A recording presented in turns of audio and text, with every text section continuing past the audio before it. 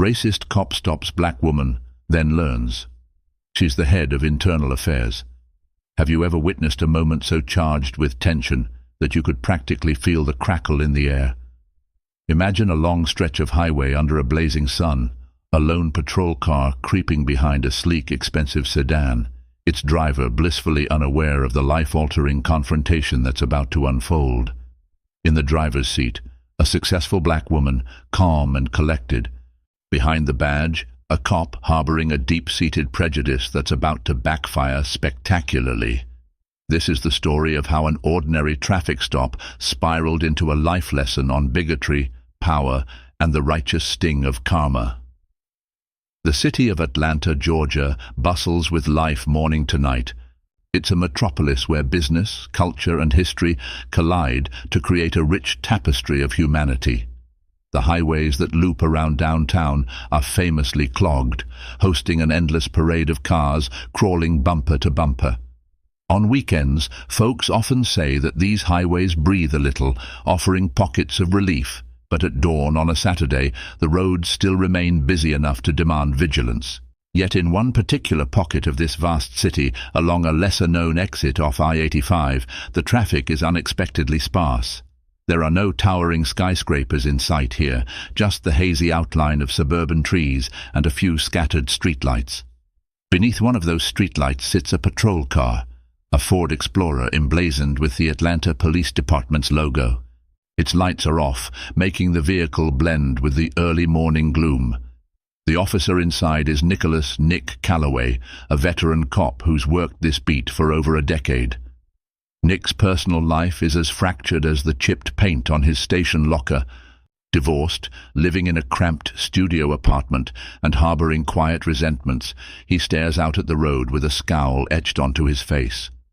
A wide traveler's thermos of coffee, purchased from a local Starbucks he always complains about, rests by his side. If you look closely, you can see his knuckles tighten whenever a car passes by with tinted windows. He's got an extra sensitivity to tinted windows, but that's just one of many triggers. On that particular morning, the weather is warm and muggy, typical for Atlanta. Thunderstorms might roll in later, but for now, the sky is just a sheet of dull grey. Nick taps his fingers on the steering wheel, thinking about how he's only got a few months left before his pension fully vests. He fantasizes about leaving the city behind for a cabin in the Blue Ridge Mountains. He can practically smell the pines and the freedom from the city's diverse throng of people and problems he never seemed to fully embrace. At precisely 7:12 a.m., a sleek black sedan catches his attention. It's gliding along the empty road a few miles per hour under the speed limit. The windows are tinted, legally it turns out, but Nick hates tinted windows, believing them to be an open invitation for all sorts of criminal mischief. He wonders, why drive so nice a car with tints below the speed limit? Suspicion glints in his eyes. Nick flicks on his headlights, eases out from under the streetlight, and begins to follow the car. Without a second thought, he decides he's going to make a stop. Even if it's just to check for something trivial like expired plates, he wants a reason to find out who's behind that wheel. As he closes in, the driver maintains speed. A small smirk crosses Nick's lips. That's either someone with a secret or someone who thinks they're above it all. Two of his biggest irritations. With the squawk of his police radio confirming no immediate calls for service, he decides this is where he'll focus his attention. He's got the time after all. The sun creeps up another inch above the horizon, painting the passing trees in a lazy orange glow. Nick reaches for the switch to activate his lights. He envisions a routine stop, maybe a short confrontation, and a satisfying moment of authority. What Nick doesn't know is that behind those tinted windows sits Dr. Adeline Parker. Though most people in the department know her as Assistant Commissioner Adeline Parker, newly assigned Head of Internal Affairs, she's on her way to a meeting with a civil rights advocate at a downtown cafe, ironically to discuss community policing reforms. Before the day is done, Nick will question everything he's ever believed about power, race, and the badge he's sworn to uphold. Nicholas "Nick" Calloway didn't start off life as a pessimist. He grew up in a rough neighborhood in South Atlanta where survival often took precedence over moral absolutes. His father was a truck driver, gone for weeks at a time, and his mother juggled part-time jobs at a grocery store and a local diner. Nick's early years were filled with the scraping and clawing of a family trying to make ends meet. His father believed that military or law enforcement was a path to respectability. After high school, Nick wasn't sure what he wanted out of life, but he felt a certain thrill at the idea of wearing a uniform, some kind of guaranteed dignity, or so he thought. He entered the police academy in his early 20s, bright-eyed with the naive notion that being a cop automatically placed you on the side of justice. It didn't take long for reality to strip away the shine. Through the academy, Nick encountered instructors and fellow cadets who told crude jokes about the neighborhoods and bragged about petty power trips. At first he shrugged it off. Everyone had a right to vent, he reasoned. But as he grew into the job, cynicism started to seep in. He developed a complex understanding of the city's underbelly and the rarely spoken truths of the job. Over time, he saw repeated offenders and heartbreak, domestic disturbances that turned lethal, and children caught in the crossfire of drug wars. With each passing year, his worldview narrowed. In his mind, certain communities became nothing but hotbeds of crime and disrespect toward law enforcement. That was the narrative he told himself to make sense of everything he witnessed. He met Linda, a fellow officer, in his second year on the force.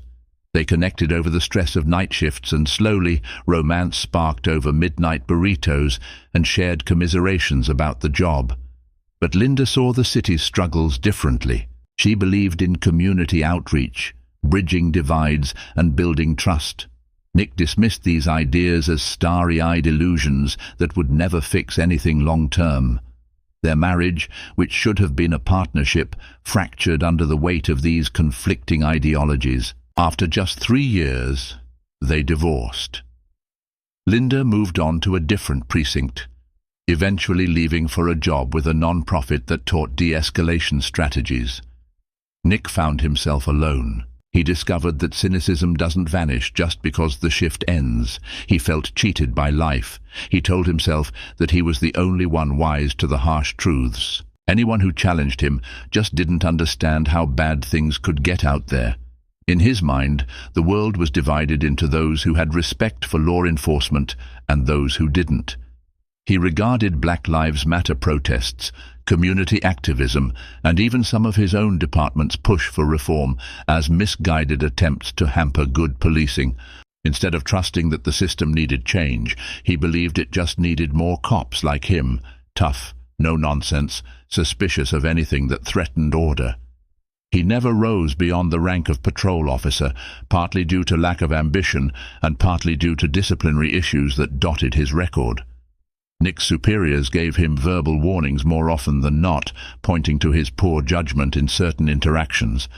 Deep down, a small voice told him he had a reputation for overstepping boundaries. He conveniently silenced that voice. Publicly, the department tried to contain him by reassigning him to quieter areas, hoping that the slower pace might keep him out of trouble. After all, Nick wasn't entirely incompetent. He had a knack for sniffing out real crimes and had foiled a couple of serious threats in his early career. But the undercurrent of prejudice that guided his actions stained every commendation he received. When he first heard about the new head of Internal Affairs, a powerful position that came with oversight of officers and departmental policies, he scowled. He heard rumors that the appointee, a woman from within the system, was African-American, highly decorated, and possessed a slew of advanced degrees in criminal justice and community relations. Nick dismissed it as another political move. He rolled his eyes and said, "Just what we need, more oversight from someone who's never been in the trenches." Nick had no idea that the someone he so casually belittled would soon become the focal point of his professional and personal undoing. In a matter of hours, his life would go from a routine Saturday shift to the beginning of an investigation that could cost him his career. All it would take was one traffic stop. But for now, all Nick could feel was the faint excitement of his next power play. Dr. Adeline Parker, known professionally as Assistant Commissioner Parker, didn't start with a dream of joining law enforcement. In fact, her earliest ambition was to be a scientist, fascinated by the complexities of human behavior. She grew up in a middle-class neighborhood of Decatur, just outside Atlanta. Her parents were both educators. Her mother taught high school biology, and her father was a college philosophy professor.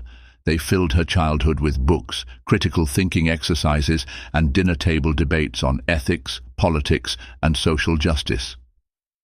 From a young age, Adeline had an insatiable curiosity about why people behave the way they do, how systems shape them, and how communities rise or fall based on the institutions meant to serve them.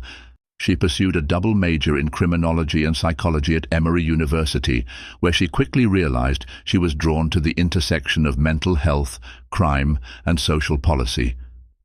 Watching the media coverage of instances of police brutality and systemic inequality only fueled her desire to be an agent of change. After college, she went on to earn a master's degree in public administration, then a PhD in criminal justice policy, all while interning and later consulting with various police departments across the country. She developed strategies for improving community police relations, focusing on de-escalation techniques, mental health crisis intervention, and transparency in law enforcement. Her expertise became well respected, and she was invited to speak at conferences and even testify before city councils, including the Atlanta City Council. In her mid-30s, Adeline made a strategic decision. She realized that to reform law enforcement, she needed to understand its inner workings from the inside. So she completed an accelerated police academy program designed for professionals with advanced degrees, spent time in patrol, and rose through the ranks of the Atlanta Police Department at a speed that garnered both admiration and envy.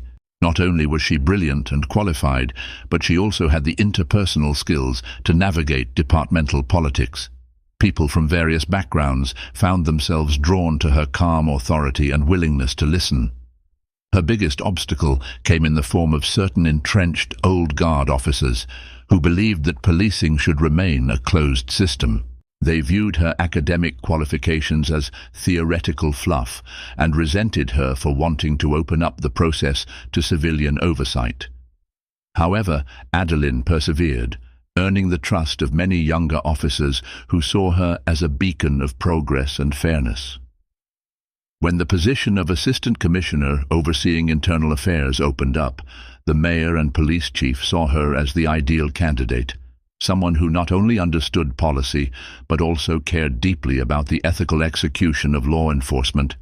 Just weeks before the fateful traffic stop, Adeline received the official appointment. It was a monumental moment for the department. A black woman, highly educated, placed in one of the most scrutinized positions in law enforcement. Her name became a lightning rod in certain circles. Some officers whispered about big changes and braced for new investigations into old cases. Others cheered silently, grateful for a leader who might finally modernize a system rife with nepotism and archaic attitudes. Adeline's first order of business was to conduct a thorough review of the department's complaint records, disciplinary actions, and existing body camera policies. She also extended a branch to community leaders, advocating for open forums where residents could speak directly about their concerns. That Saturday morning, when she was pulled over, she was headed downtown for a breakfast meeting with one such leader, Pastor Robert Givens from Ebenezer Baptist Church, a historical landmark in Atlanta's civil rights movement. Together, they planned to discuss outreach programs and how to re-establish public trust in a department frequently under fire. Adeline had no clue that she would soon be the subject of her own case study, embroiled in a situation that would highlight the very issues she'd committed her life to addressing. Nor did she realize how her measured approach to conflict could be tested in such a personal, jarring way by one of the very officers she was sworn to oversee. Adeline was running a bit early for her meeting, so she decided to cruise at a comfortable speed, listening to a jazz playlist that soothed her nerves. The hum of the engine and the gentle brush of tires against asphalt had a meditative quality.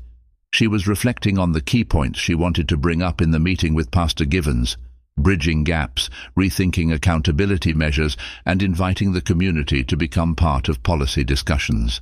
That sense of calm abruptly vanished when she noticed the patrol car tailing her a few car lengths back. Initially, she thought it might be coincidental. Police cars, after all, share the road with everyone else. Yet after a few minutes, she realized the officer was matching her speed, and not in the casual way you might expect in light traffic. She watched the rearview mirror intently. The top edge of the officer's face was just barely visible, but she could see from his posture that he was examining her license plate, probably typing something into his onboard computer. Adeline breathed deeply. She had done nothing wrong. Her driving record was impeccable. Her car was legally registered, insured, and her window tint was within legal limits. She knew the law front to back, but she also knew that sometimes knowledge doesn't shield you from prejudice. She signaled to change lanes, just to see if the officer would continue to follow. He did. Moments later, the patrol car's lights flashed on. The shrill of the siren cut through the jazz playing in her car. The mix of frustration and a mild spike of anxiety coursed through her. She reminded herself to remain composed. In her current role, composure was everything. The last thing she wanted was a confrontation that could escalate. She turned on her hazard lights, signaled, and pulled over to the shoulder. The morning sun was fully out now, warming the side of the highway. She lowered her window a few inches and placed both hands on the steering wheel, a habit she'd learned from personal and professional experience. She always tells people, do whatever you can to make the officer feel safe, even if you've done nothing wrong. It's a small action that can reduce tension significantly. In her side mirror, Adeline saw the officer step out of his vehicle. He was a broad-shouldered white man, likely in his 40s, and his strides had an air of brazen confidence. She recognized him vaguely but couldn't place from where. His expression was tense, almost angry. Her heart sank slightly as she wondered, is this going to be one of those stops? As if in response to her thought, the officer's first words confirmed her fears. "License and registration," he demanded coldly, not even offering a good morning.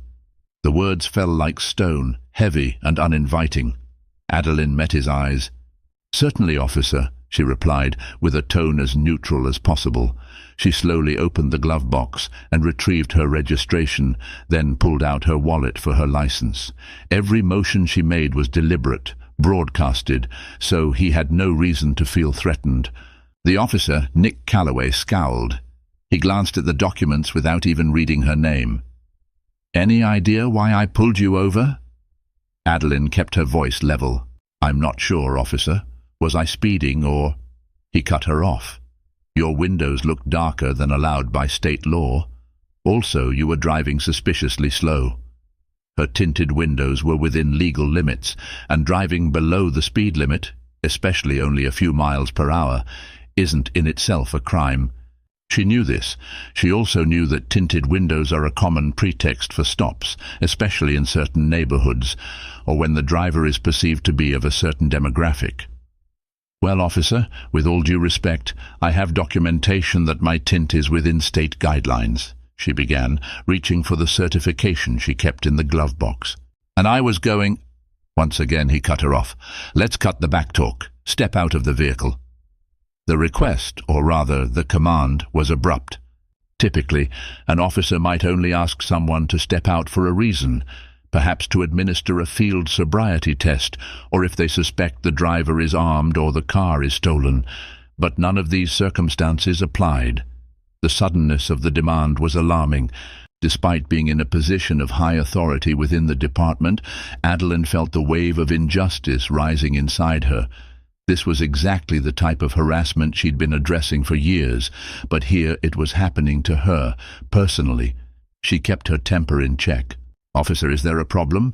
I'm not refusing, but I'd like to understand—" "Ma'am," he insisted, "I gave you an order. Now out of the car. Hands where I can see them." Adeline took a long breath, reminding herself that the time for revelations would come. She decided to comply, stepping onto the side of the road. Nick gestured for her to stand by the trunk of her sedan, away from traffic. Cars whizzed by in the other lanes, oblivious to the confrontation unfolding. Nick's demeanor was stern. He looked her up and down, as if evaluating a suspect. "Why are you driving such a fancy car?" Adeline raised an eyebrow. "Excuse me?" "Just answer the question," Nick said, voice clipped. His posture was dominating, one hand near his belt where his holstered weapon sat. "Is it yours?" She pursed her lips. "Yes, it's mine, fully paid for." "Now, is there a legitimate reason why you pulled me over? Because driving under the speed limit isn't a crime, and my tints are legal. You're welcome to measure them." Nick stared at her for a moment, a flicker of something unreadable in his gaze. Arrogance, perhaps, or maybe doubt creeping in. He responded by taking a small device from his belt, a tint meter, and placing it against the window. It beeped, showing a reading within the legal limit. Annoyed, he shoved the device back into its pouch. His lips curled. "License is from Georgia. Name is Parker. Address is in the city. Why are you out here?" It was an invasive question, but Adeline answered calmly. "I'm headed downtown for a meeting." "That so?" Nick said. "You some big shot?" Adeline decided to remain tactful. "I work for the city," Nick snorted. "Let me guess, some government desk job, social worker, community liaison." Adeline sensed the barely veiled contempt. She let a moment pass, restraining the urge to reveal her position right away. She wanted to see how far he would go. "Not exactly," she said. "I'm in law enforcement, actually."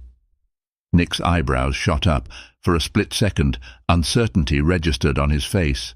Then he sneered. "Law enforcement, huh? In what capacity?"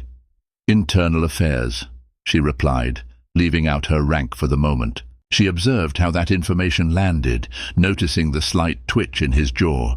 Nick's shoulders stiffened. A swirl of emotions flickered across his features. Surprise, distrust, and maybe even fear. But his hostility didn't wane. "So you're one of those who polices the police?" he asked, voice dripping with sarcasm. "Figures." Adeline looked him steadily in the eye. She could have flashed her badge right then, or demanded that he speak to her with respect. But she wanted to see if he would back down on his own, now that he knew she was part of the department. His gaze didn't soften. Instead, he stepped closer, invading her personal space. "I want you to pop the trunk," he said, his tone leaving no room for debate. Adeline's annoyance flared. "Officer, you have no probable cause to search my vehicle." Nick smiled, but it was an unsettling, mocking grin. "We'll see about that." Adeline decided she had given him enough rope. She retrieved her department-issued ID from her inside pocket, moving slowly so as not to alarm him. Then she held it out. "I'm Dr. Adeline Parker, Assistant Commissioner of the Atlanta Police Department and the newly appointed Head of Internal Affairs. I assure you that there is no probable cause." Time froze between them. The roar of passing cars felt distant, as if this moment existed in its own vacuum. Nick's face turned the color of ash. Shock, anger, and the dawning realization of what he'd done melded into one expression. In that instant, Adeline saw every preconceived notion and prejudice Nick harbored come crashing headfirst into his own reality. She wondered if he would apologize, or at least try to salvage the situation with professional courtesy. Instead, Nick gripped his belt tighter, a flush creeping up his neck. "That doesn't excuse you from following orders," he spat, though his bravado faltered.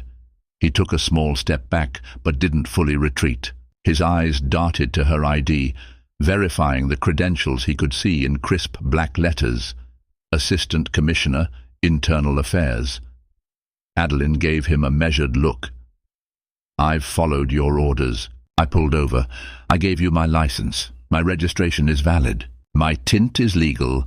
Now, do you have any legitimate grounds to continue this detention?" Nick swallowed hard, looking at the ID again, as if hoping it might vanish. His pulse hammered in his ears. He had a choice: double down or step away. Pride was a dangerous thing, especially for an officer who'd prided himself on control. He didn't respond right away, and silence filled the gap. Adeline decided to end the stalemate. "Officer Calloway, I believe our interaction is complete. I'll be noting this incident, and you can be sure I'll follow the proper channels." She turned, calmly walked back to her car, got in, and rolled up the window. Nick still stood there, stunned, uncertain whether to stop her again. After a moment's hesitation, he stepped away from her vehicle. The red and blue lights stopped flashing. Adeline signaled and merged back into traffic. In the rearview mirror, she saw Nick standing on the shoulder, staring after her like a man who'd seen a ghost. There was no satisfaction in her expression, just a quiet determination. She would not let this go. Not because he had stopped her, but because this was the type of unwarranted aggression and racism that tainted the badge for everyone, including good officers trying to do their jobs with integrity. Little did Nick know, the chain of events he'd just triggered would reverberate far beyond the edges of that highway shoulder, shaking the very foundation of his career and shining a spotlight on the dark corners of his prejudices. As Adeline continued her journey downtown, she felt a storm of emotions swirling within her. The clock on her dashboard read 7:45 a.m., giving her just enough time to compose herself before her 8:15 meeting with Pastor Givens. She decided to pull off at a nearby gas station to gather her thoughts. She parked by a pump but didn't get out, instead resting her head against the car's headrest and taking a few steadying breaths. She replayed the encounter in her mind, from the moment she noticed Nick's patrol car to the intense exchange on the shoulder. How many times have I heard stories like this from civilians? She wondered. How many times did officers claim the individual was uncooperative or threatening when all they did was assert their rights? Being the head of internal affairs, she had the authority and the responsibility to investigate incidents like this. She opened her phone and placed a call to a trusted colleague, Captain Regina Mills, the officer in charge of day-to-day operations in internal affairs. Regina was the type of officer who combined unwavering fairness with a sympathetic ear. She answered on the second ring. "Adeline, everything all right?" Regina asked immediately. Early calls from the assistant commissioner were never small talk. Adeline sighed. "I need you to do something for me. There was a traffic stop about 15 minutes ago on I-85 near exit 70. I was pulled over by an officer, Nicholas Calloway. I'll be filing a formal complaint, but first I want you to quietly pull his record. I need to know if this is a pattern of behavior." Regina was silent for a moment, absorbing the seriousness of the request. "Of course," she finally said. "Are you okay? Did something happen?" Adeline summarized the encounter, holding back her anger. Regina listened, occasionally uttering words of disbelief. "I'll get right on it," Regina said. "And Adeline, be careful. If this officer is as brazen as you say, there might be more to uncover." When the call ended, Adeline sat there for a moment, letting the adrenaline recede.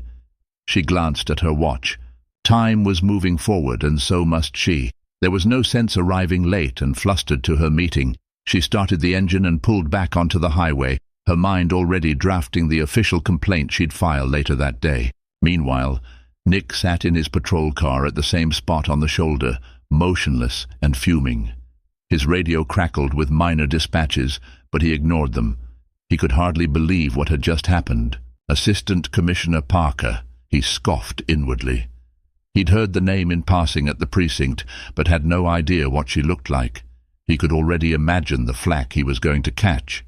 He slammed his palm against the steering wheel in frustration. A colleague, Officer Jim Morales, radioed in. "Hey, Calloway, you still posted near exit 70? We got a report of debris in the westbound lane." "Any visual?" Nick ignored the first call, but Jim repeated the question. Finally, Nick picked up the receiver.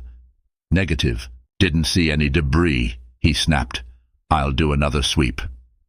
He tossed the radio aside, anger radiating from him like a fever.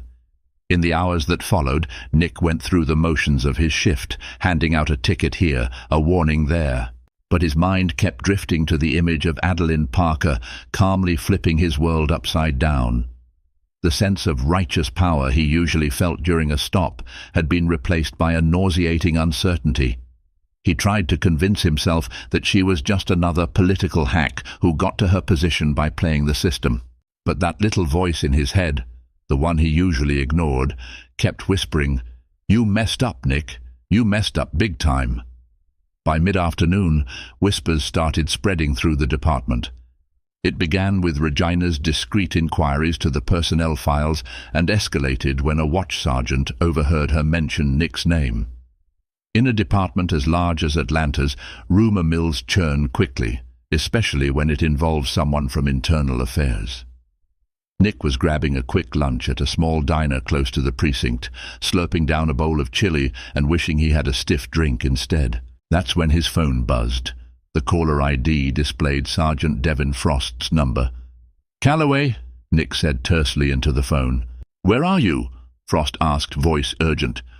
"I need you back at the station ASAP. We have a situation." Nick's gut churned. "What's going on?" Frost sighed. "I'm not discussing it over the phone. Just get here." Nick tossed some cash onto the diner counter and left, his stomach tight. The drive back was a blur, each red light feeling like an eternity. When he arrived at the station, the air felt thick with tension. Colleagues either avoided eye contact or looked at him with blatant curiosity. He made his way to Frost's office, where he found the sergeant perched behind a cluttered desk, arms folded. "What's this all about?" Nick demanded, his voice low but seething with frustration. Frost stood, closing the blinds in his office window. "We have a complaint filed against you by Assistant Commissioner Parker herself." Nick's heartbeat hammered in his ears. He expected something, but hearing it spelled out was worse. "I didn't do anything wrong," he snapped defensively. "I had a valid reason to—" Frost lifted a hand to cut him off. "Save it. You're not talking to me about this. Internal Affairs will handle it." A wave of humiliation washed over Nick. "So that's it. They're just going to throw me under the bus over some tinted windows?" Frost shook his head. "She's not complaining about the windows, Nick. She's complaining about your conduct, your tone, and your lack of probable cause. She's also noted potential racial bias, given her statement about how quickly you escalated the situation, and in case you forgot, she's your superior. That alone is a huge issue. Disrespecting a senior officer, giving unlawful orders, all of it."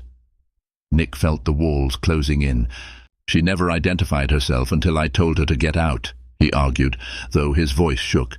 "How was I supposed to know?" Frost sighed.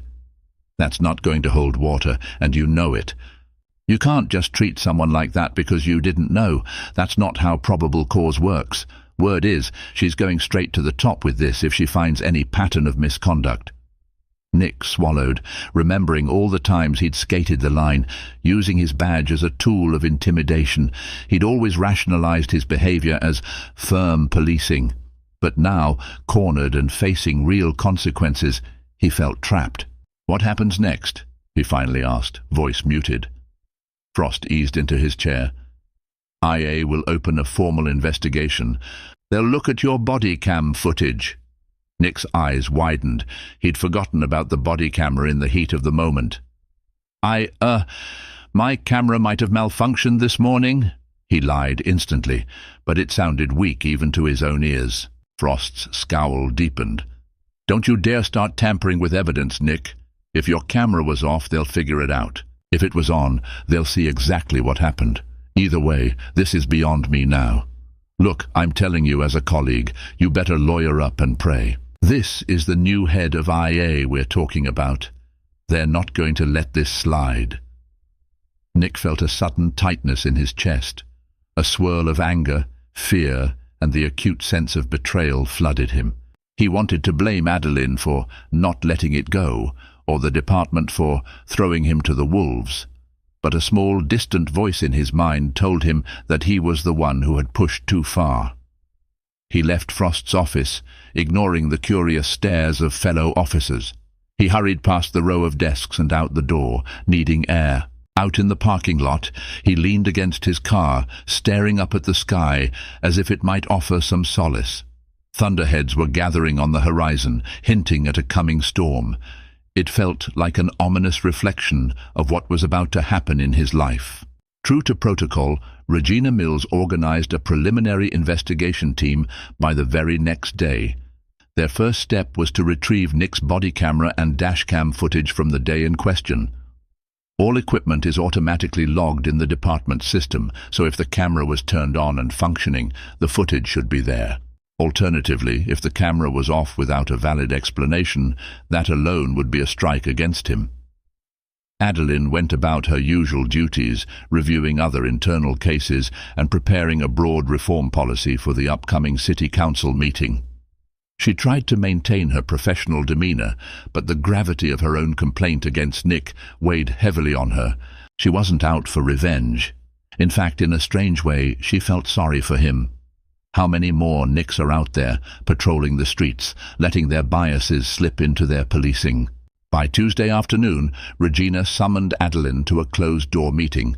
Also present were a couple of IA investigators, Detectives Vera Hall and Marcus Grant. Regina's face was serious as she greeted Adeline. "We've reviewed the dashcam footage, but we need your statement," she said. "We also have Nick's prior complaint history." Adeline took a seat. "Let's start with the footage," she said. Vera switched on a laptop, and they watched as Nick's dashcam captured the black sedan with tinted windows traveling down the highway. The timestamps showed Adeline was below the speed limit, which was not illegal. Next, Nick's voice came into focus as he decided to initiate a traffic stop, citing the tinted windows. The camera captured everything that followed: Nick's sharp commands, Adeline's calm compliance, his escalating hostility, and the moment she identified herself. The images played out in a harsh clarity that left no room for speculation. There was no audio gap, no missing chunks of footage. Nick had either forgotten to turn off his camera or thought he could bully his way through the situation. Adeline's expression was composed, but her lips thinned as she witnessed his aggression all over again. When the clip ended, the room was quiet. Marcus broke the silence. "It's clear that Officer Calloway escalated the situation without cause," he said, sounding almost tired, as if he'd seen this too many times before. "And as soon as you identified yourself, he still proceeded with that antagonistic attitude. This is borderline insubordination on top of possible misconduct and racial bias." Adeline nodded. "Do we have a record of any complaints against him?" Regina picked up a thin manila folder. "This is what we found. He's had multiple complaints filed over the years, mostly for discourteous behavior. 2 were from black motorists alleging racial profiling, but neither case moved forward due to lack of solid evidence. He also had 1 complaint from a fellow officer for unprofessional conduct, which was resolved internally." Adeline let out a slow breath. She'd seen worse, but the pattern was there, a subtle yet consistent thread of disrespect and potential bias. "I don't want to blow up his career if it can be salvaged. However, we can't let this slide." Regina nodded, understanding the gravity. "We'll follow departmental policy. He'll be placed on administrative leave while we conduct a formal hearing. After that, it could lead to disciplinary action up to termination, depending on how the hearing goes." Adeline looked around the room, meeting each investigator's gaze. "I don't want favoritism because I'm the assistant commissioner, but I expect no special treatment either. Treat this like any other serious complaint. Let the evidence guide us." The investigators nodded in agreement. Regina placed a reassuring hand on Adeline's shoulder. "This is exactly why you were chosen to lead IA. Integrity. We'll handle this by the book." Adeline offered a grateful smile. "Thank you." The formal process began. Nick Calloway received a notice to appear before the Internal Affairs Review Board. He was placed on paid administrative leave. The rumor mill within the department erupted again. Some officers quietly distanced themselves from Nick, while a small minority grumbled that another good cop was being hung out to dry for just doing his job. There was no shortage of heated break room debates. Nick spent his days holed up in his apartment, anxiously waiting for the hearing date. He consulted the police union's attorney, hoping they might offer some miraculous defense strategy. The attorney, a seasoned individual named Richard Foley, studied the dashcam footage and gave Nick a withering stare. "This looks really bad," Foley said bluntly. "We can argue about your supposed suspicion, but the escalation is indefensible. And you crossed a line with your tone and the disrespect once she identified herself." Nick bristled. "She only told me who she was after I forced the issue. She was testing me, probably setting me up." Foley shrugged. "That's a pretty big assumption. And even if she was, you gave her exactly what she needed on a silver platter. I'll do my best, but you might need to prepare for the worst." Nick slammed his fist on the coffee table in frustration. "Do you know how long I've been on the force? I've bled for this city, and they're going to throw it all away over one mistake?" Foley shrugged again, less sympathetically this time. "Welcome to the new world of policing, Calloway, where accountability actually means something. There's a mountain of pressure on the department to clean up its act. Commissioner Parker is the face of that push." Nick's chest tightened at the mention of Adeline. He pictured her standing by her car, calm, while he seethed with misplaced anger. His frustration had nowhere to go, so it twisted inside him, turning into a festering resentment. As Foley packed his briefcase to leave, Nick considered making a run for it, resigning before the hearing. But the thought of losing his pension froze him. He decided he would fight, even if it seemed hopeless. Meanwhile, Adeline carried on with the heavy responsibilities of her job, all the while aware of the looming confrontation. She'd already been informed that she would have to testify at the hearing, recounting every detail. Pastor Givens, upon hearing what happened, offered support and prayers. Some community leaders hailed her as an example of how the system could correct itself, an officer using her rank to hold another officer accountable. But privately, Adeline felt the weight of 1,000 eyes on her. Even at home, she found it difficult to sleep, replaying the scenario in her mind. She wrote bullet points for her testimony, wanting to ensure she stayed factual, balanced, and unassailably professional. The lead-up to the hearing gave Nick ample time to reflect. Anger was the easiest emotion. He blamed Adeline, the department, the shifting political climate. But at night, when he tried to sleep, something more troubling emerged.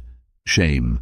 A small part of him recognized that he had singled her out because of the tinted windows, and yes, because she was black. When she didn't fit his stereotype, driving a nice car, not immediately cowering, he interpreted it as defiance. Had he been so thoroughly corrupted by his own biases that he forgot the essence of policing, to protect and serve? He wandered his one-bedroom apartment with the TV on mute, phone calls ignored. His fridge held nothing but stale bread and leftover takeout containers. The silence pressed in on him, forcing him to revisit old memories. He remembered Linda, his ex-wife, criticizing him for his harsh language about certain neighborhoods. He recalled the first time he let a racist joke pass unchallenged in the locker room. Then the second time he joined in with a snicker.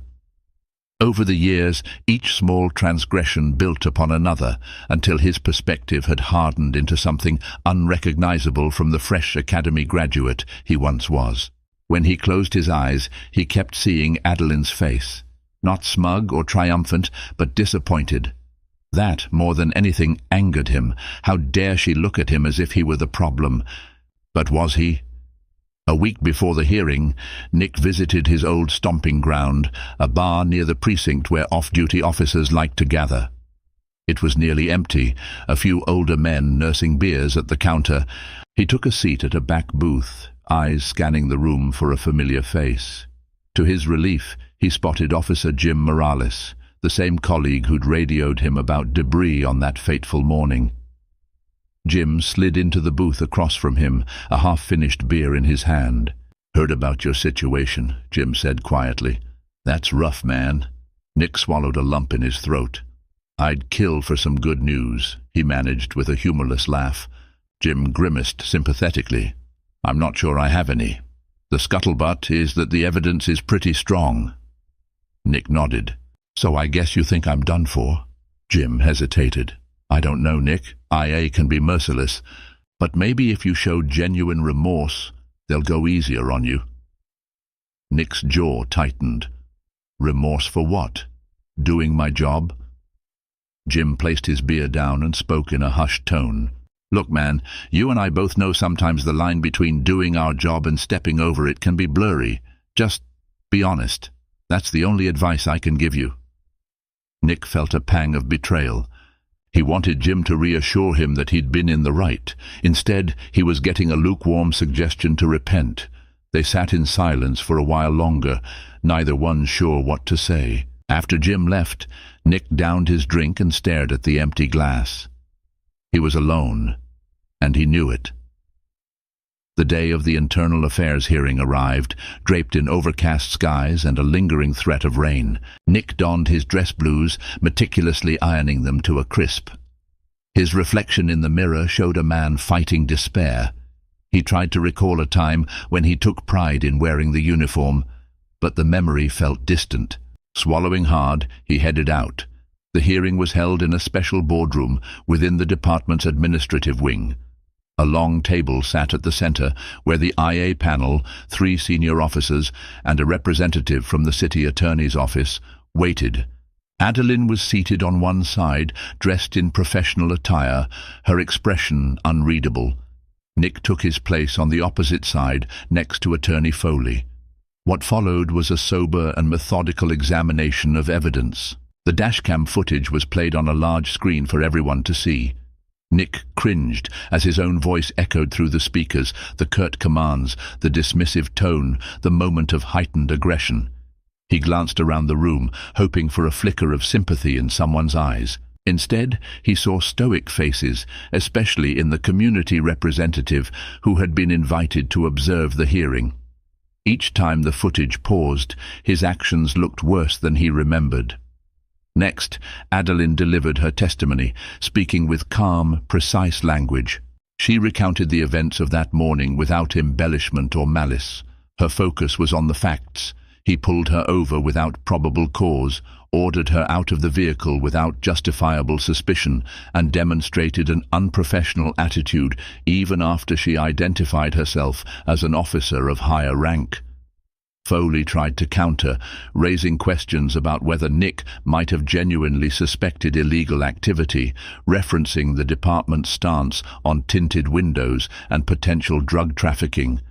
However, the dashcam footage showed Adeline's calm cooperation and Nick's repeated interruptions, an approach that quickly undermined any notion of genuine suspicion.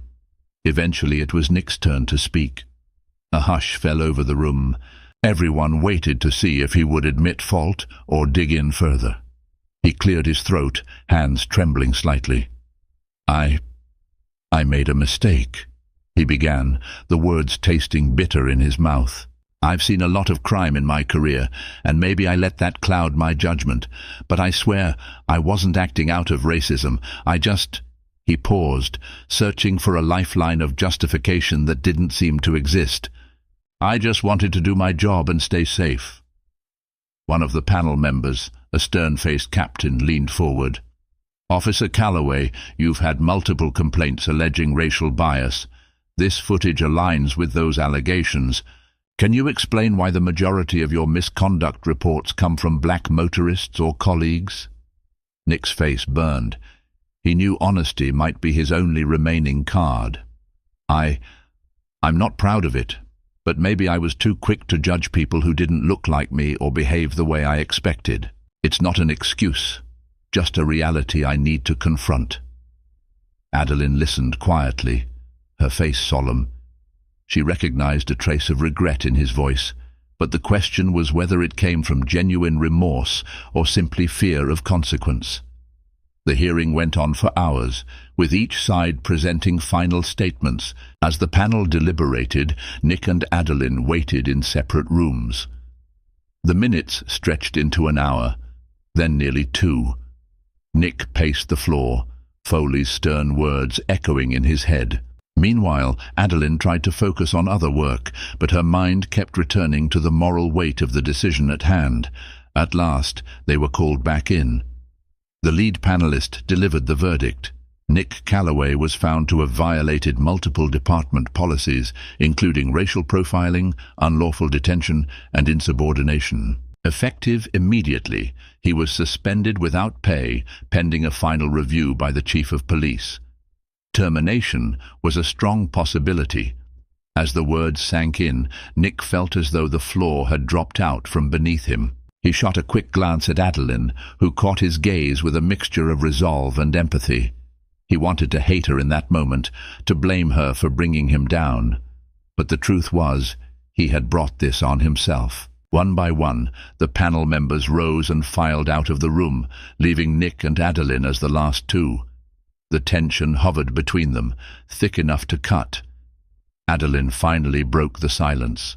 "I hope this is a wake-up call for you," she said softly but firmly. Nick's eyes rimmed with tears he refused to let fall. "I guess it's too late," he muttered, turning away to leave.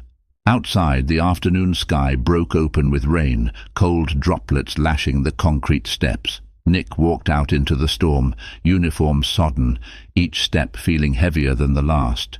He wondered if this was what rock bottom felt like. News of Nick's suspension spread quickly, especially within the department. Adeline stayed on the sidelines, letting the process run its course. She had 1,000 other responsibilities, including pressing forward with her broader reform initiatives. Publicly, the department offered a brief statement. "Officer Calloway is under investigation for misconduct. We take these matters seriously and are following established procedures." Internally, morale was varied.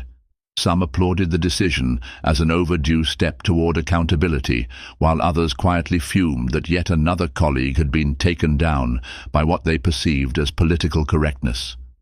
Within 2 weeks, the Chief of Police completed the final review and opted to terminate Nick's employment. The body cam footage and his history of complaints made the decision unavoidable. Nick wouldn't go to jail, but he lost his career, pension, and a piece of his identity. Adeline caught the news in a short email from Regina. She felt a wave of mixed emotions. On one hand, justice had been served, and it sent a clear message that racist or biased policing would not be tolerated. On the other, she recognized that Nick was just one officer in a system that still needed significant reform. Removing one bad actor didn't magically fix the department's cultural issues, but it was a step, a small but meaningful step, on the path to change.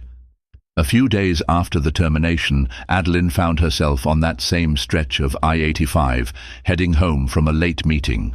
The memory of the traffic stop came flooding back, Nick's angry face, his hand hovering near his belt. She wondered what would become of him now. She didn't wish him harm. In fact, she hoped he might seek counseling or find some way to confront the biases that had cost him everything. At a routine departmental briefing the following week, she announced a new training initiative focusing on implicit bias, de-escalation, and community engagement. The reaction was a mixture of support and skepticism, but Adeline pressed forward, determined Nick's case would serve as a cautionary tale for those who still believed they could use the badge to indulge their prejudices. In that same meeting, she shared an update on the collaboration with Pastor Givens and other community leaders to create a civil oversight committee that would work alongside internal affairs. While some officers viewed the committee warily, Adeline remained steadfast, believing that transparency was the cornerstone of trust. Though Nick was gone, his impact lingered as a reminder that real accountability wasn't just a buzzword, it was the new standard. In the days, months, and hopefully years to come, Adeline would continue pushing for changes that made such incidents less likely, ensuring that the next time a black driver saw flashing lights in their rearview mirror, they could at least hope the person stepping out of the squad car was there to protect and serve, not harass or discriminate. For Nick, there was no grand moment of redemption, no final scene of him begging forgiveness. His fate was a hard lesson in the cost of unexamined bias. Perhaps in time, he might see that losing his badge wasn't just a punishment. It was the only possible outcome if he refused to change. That was the karmic justice of it all. The life he'd built on prejudice was dismantled by his own hand, brick by bitter brick. Thank you for joining us on this intense journey of secrets, prejudice, and ultimate comeuppance. Adeline Parker's unwavering resolve taught us an essential lesson. No one, not even those who wear the badge, is above accountability. The law is meant to serve and protect all people, and when it fails, there must be consequences. Through this story, we see how deeply personal biases can undermine justice, but also how strong leadership can spark real change in our communities. If this story moved you, made you think, or stirred some passion in your heart for true justice, please like this video, share it with friends and family, and subscribe to the channel for more powerful stories and discussions. Your support helps us bring more narratives to light, stories that challenge us to reflect on society and ourselves. Until next time, stay vigilant, stay inspired, and always stand for what's right. 01.